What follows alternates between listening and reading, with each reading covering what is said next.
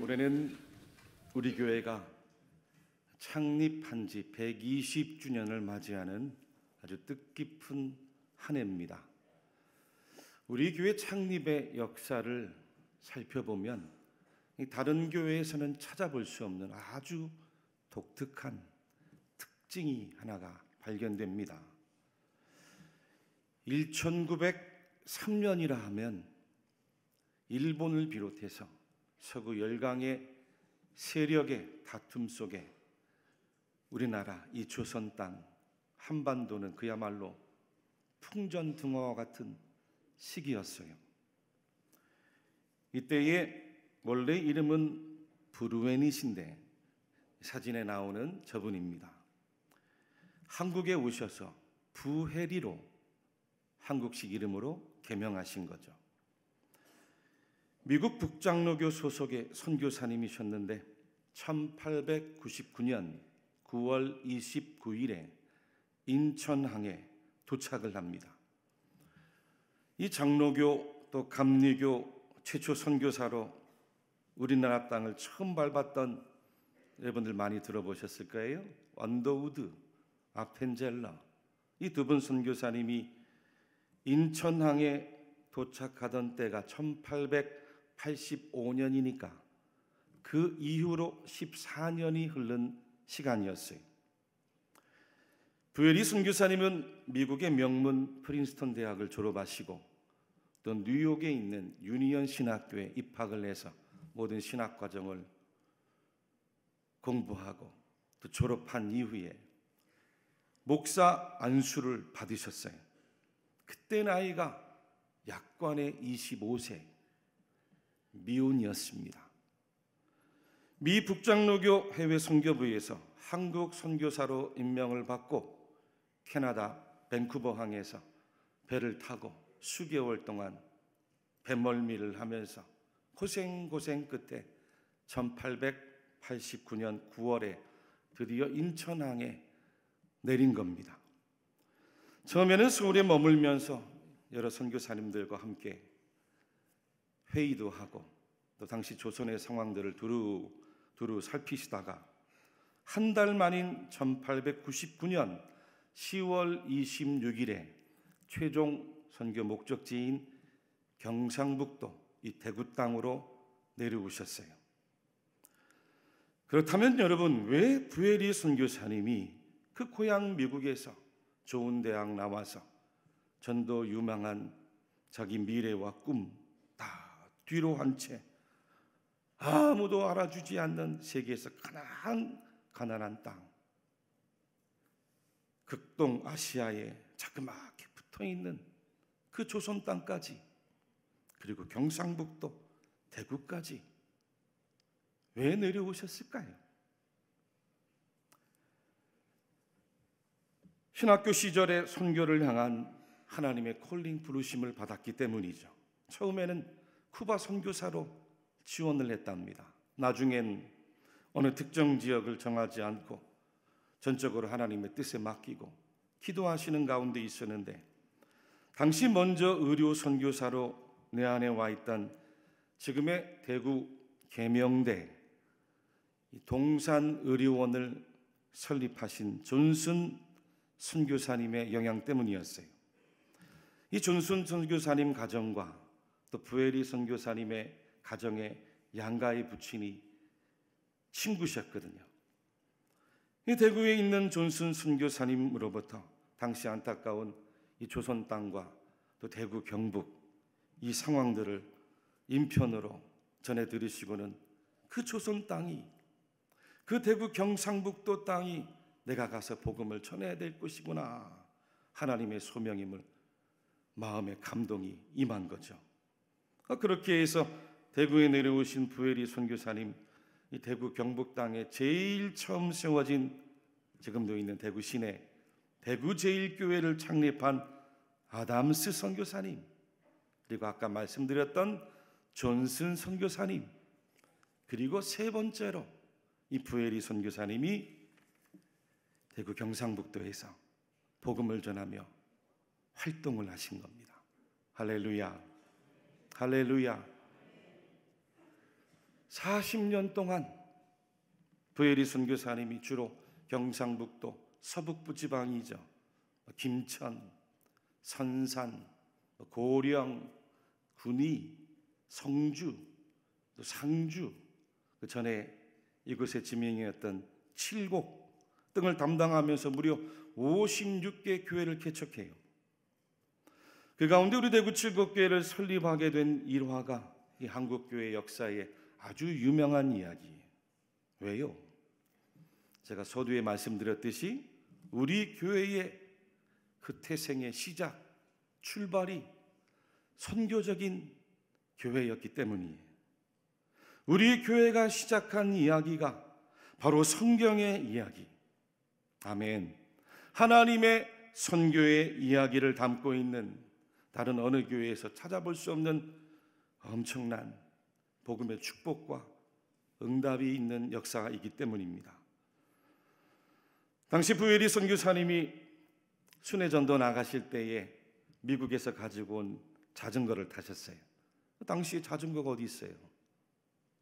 안경 낀 말이라고 이야기를 했대요.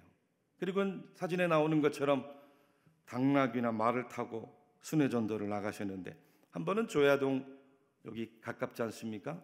뒷산국에 넘어 이 팔거들을 지나가시다가 빨래터에서 335 부인들이 빨래를 하는 걸 보한 거죠.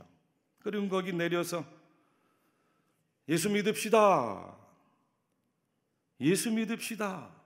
선교사님들 가운데 한국말도 제일 잘하셨대요. 근데 다른 여인들은 별 반응이 없었는데 이 조분이라는 한 여성이 예수 믿으면 정말 좋습니까? 되물은 거예요. 그랬더니 선교사님이 예수 믿으면 구원받고 정말 좋습니다. 이때 이 여인이 혈루병으로 수년간 고생하던 차라 예수 믿으면 내 병도 고칠 수 있습니까? 예수 믿으면 무슨 병이라도 고칠 수 있죠. 대화를 시작하게 되었는데 그 대화가 복음의 씨앗이 뿌려지고 오늘 우리 대구 칠곡교회가 이렇게 이 자리에 있게 된 역사의 태동이 된 줄로 믿습니다. 근데 이 이야기가 놀랍게도 성경의 이야기라는 거예요. 성경의 이야기. 마태복음 9장에서 12회 동안을 혈루병으로 앓던 여인이 예수님의 옷자락만 만져도 내 병을 나을 수 있겠구나 하고는 예수님 찾아와 옷자락을 만지고 예수님 때문에 구원받지 않았습니까? 요한복음 4장에서도 그 사마리아 성 우물가에 앉아있는 여인이 예수님 만나서 구원을 받고 그 인생이 새롭게 바뀐 것과 같은 맥락이라는 거예요. 사도행전 16장에도 자주장사 여인 루디아가 바울사도를 만나고 그 바울사도를 통해 전해주는 예수 그리스도를 믿고 유럽에서 최초의 빌립보 교회가 태어나는 관문이 된 거예요. 근데 이 모든 이야기가 바로 오늘 우리 교회의 시작의 이야기와 어쩜 그렇게 닮아 있느냐는 거예요. 별로 감동들이 없으시는 거예요. 우리 교회의 역사가 이처럼 독특한 선교적인 교회의 특징을 가지고 있더라는 거예요.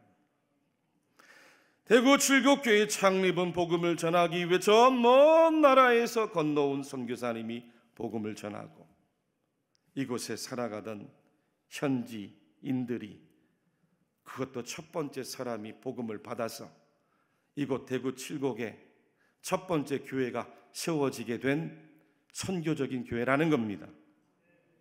뿐만이 아니에요. 부에리 선교사님이 복음을 전한 이후에 우리 교회가 설립이 되고 1939년까지 초창기 역사 35년 동안 모두 6분의 선교사님들이 우리 교회를 부지런히 찾아와 주시고 계속해서 말씀을 전해주시고 또 평신도들과 함께 목회를 했어요. 그 당시 목사님이 어디 있습니까? 조사가 있었어요. 영수가 있었습니다. 그분들이 나중에 세례받고 집사 직분을 받고 신학교에 가서 공부를 해 다시 담임 목사로 우리 교회에 오는 시절이었어요.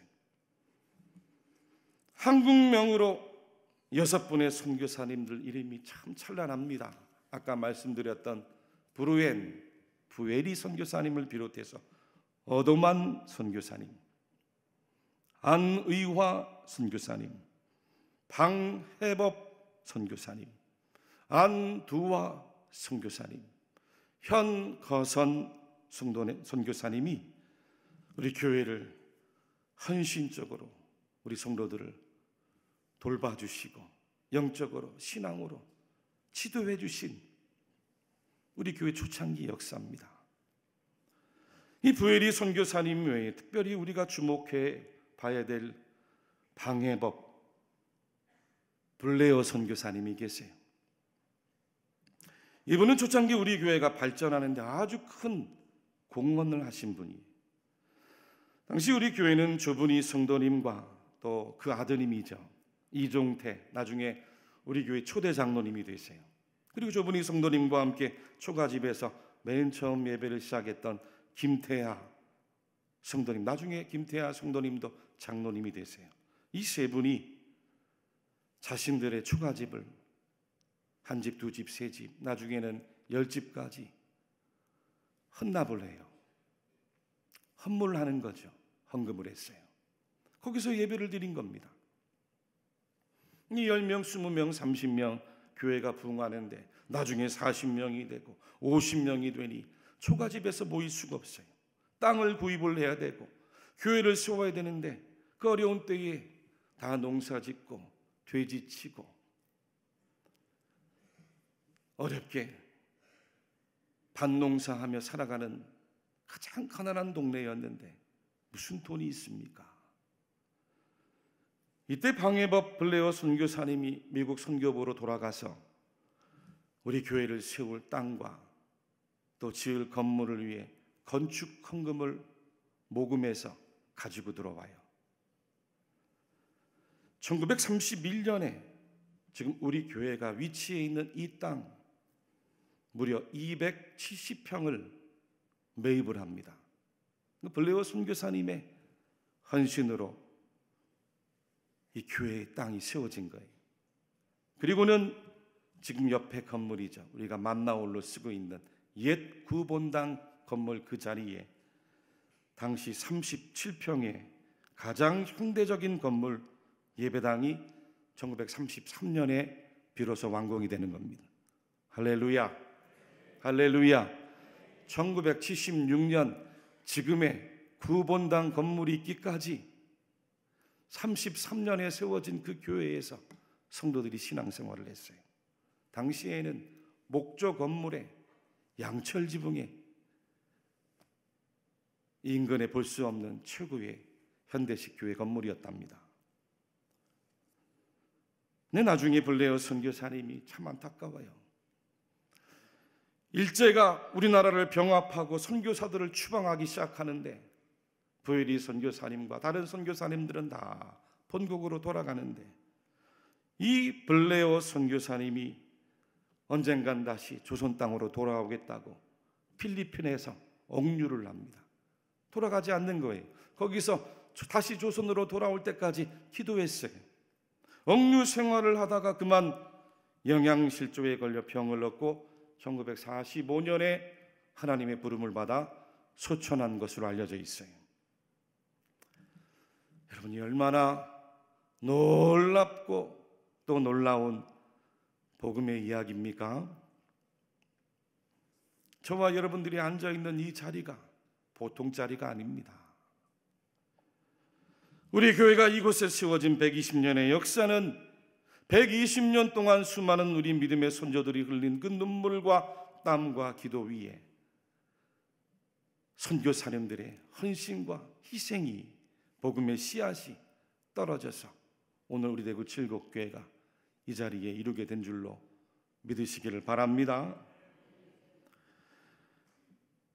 문헌에 보면 그 선교사님들이 본국을 떠나올 당시 아이들도 아까 말씀드렸던 것처럼 하나같이 20대 약관입니다.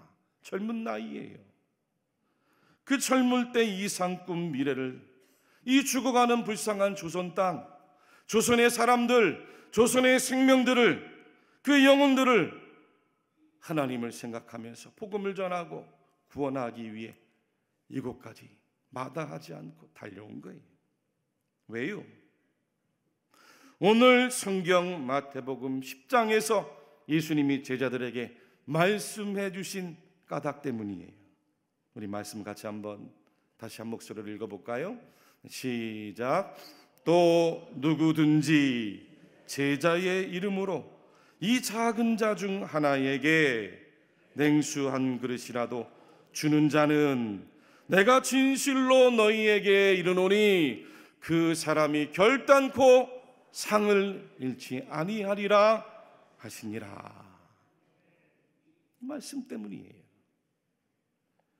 예수 그리스도의 복음을 믿고 참된 제자의 삶을 사는 자, 냉수 한 그릇이라도 주고 베풀고 선대하고 환대해 줄 수 있는 그 믿음 때문이, 그 복음 때문입니다. 그 실천 때문이에요. 유진 피터슨의 메시지 성경을 찾아보니까 오늘 이 말씀을 이렇게 의역했습니다. 목마른 자에게 냉수 한 잔을 주어라. 베풀거나 받는 지극히 작은 일로 너희는 참된 제자가 된다. 너희는 단 하나도 잃지 않을 것이다. 너희는 단 하나도 잃지 않을 것이다. 천국의 복음을 전하면서 배고픈 자에게, 목마른 자에게 물 한 그릇 대접해주고, 비록 밥 한 톨의 작은 일일지라도 하나님 앞에서는 결코 허투르지 않다는 거예요. 헛되지 않다는 겁니다. 하나님이 다 기억하신다는 거예요. 하나님이 다 보신다는 거예요. 그에 대한 상을 하나님께서 주실 것이고 단 하나도 잃어버리지 않게 하시겠다. 믿습니까? 여러분, 이 복음을 믿으셔야 돼요. 이 복음을 믿어야 됩니다. 그 복음의 말씀대로 우리 교회가 오늘의 120년의 역사를 이루었어요. 당시 조선 땅, 우리나라가 얼마나 열악했습니까? 세계에서 제일 가난한 나라였잖아요.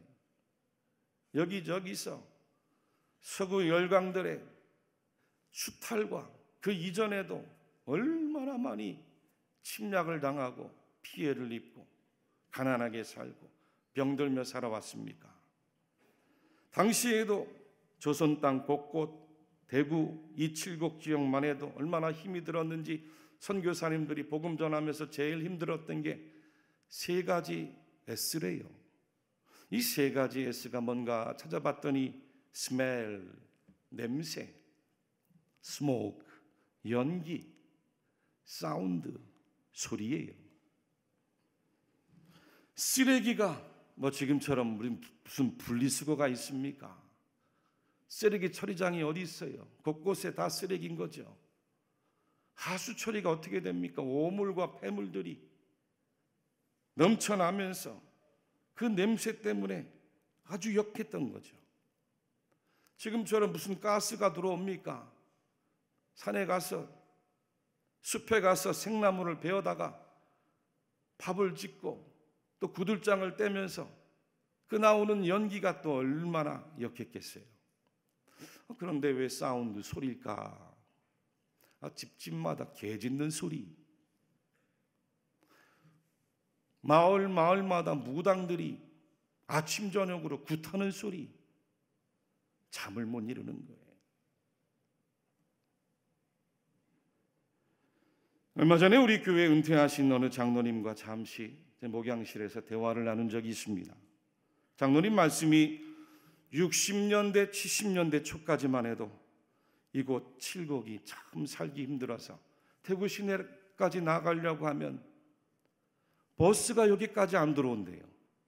그러니까 자전거를 타고 다니셨대요, 시내까지. 그러면서 1900년대 초 어떻게 이런 시골 골짜기까지 선교사님들이 찾아와 함께 살아가며 복음을 전하고 우리 교회가 세워지게 되었는지 생각하면 생각할수록 기가 막히다고. 모두가 하나님의 은혜요 기적이고 하나님의 축복이라고. 지금도 예배 시간에 앉아 계시면 눈물이 그렁그렁 걸린다는 거예요. 사랑하는 교회 여러분들이여, 우리가 받은 복음의 은혜가 결코 값싸지 않습니다. 값진 은혜. 냉수 한 그릇이라도 전하려는 마음으로 선교사님들이 찾아오고 미국에서, 호주에서, 캐나다에서 다 가난한 성도들이었습니다. 십시일반 헌금을 모아서 우리나라에 전해주고 우리 교회가 그걸 가지고 세워지고 그 배고픈 시대에 다 함께 우리가 얻어먹은 겁니다. 할렐루야, 할렐루야. 우리가 잘난 게 어디 있습니까?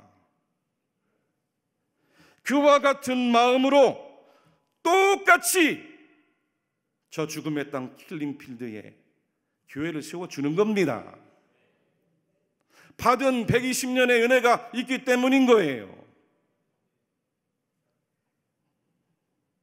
이번 주부터 다음 주까지 우리 중등부 학생들과 고등부 학생들도 캄보디아로 가고 일본으로 가고 세계를 품고 하나님의 거룩한 마음으로 함께 기도하면서 이 세계를 선도해 가야 할 자녀들이 바로 이 땅에서, 이곳에서 자라가야 될, 돌봐야 될 책임이 우리에게 있는 거예요.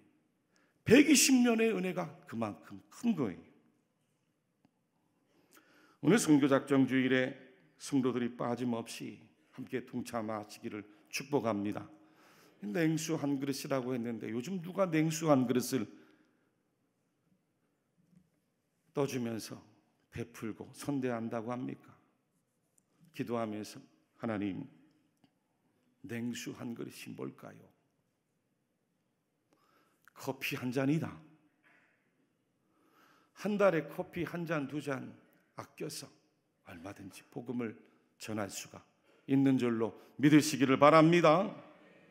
우리가 받은 은혜, 우리가 다시 보내야 될 은혜, 하나님의 나라 영광 위에서 대구 칠곡교회 120년의 역사를 잊지 마시고 준비해야 될 하나님의 세대를 기억하시면서 모두가 함께 동참해 가시는 성도들이 되시기를 주의 이름으로 간절히 축원합니다.